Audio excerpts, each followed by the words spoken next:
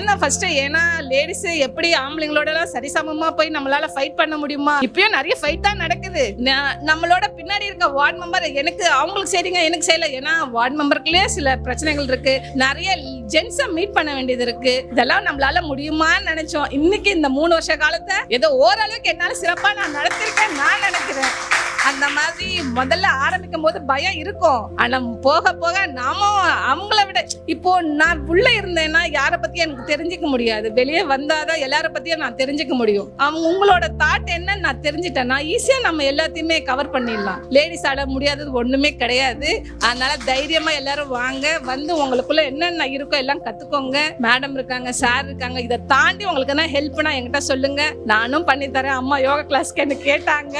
அத பார்க் வேணும், அது பொது இடம். உங்களுக்காக நான் தனியா இப்போ நான் தலைவர்கிட்ட சொல்லி நம்ம லேடிஸ்க்காகவே ஹவுசிங் போர்ட்ல ஒரு இடத்த வாங்கி மண்டபம் கட்டி அதுல நம்ம என்ன கிளாஸ் நடத்தணும்னு நினைக்கிறோமோ அதை நம்ம பண்ணிக்கலாம்.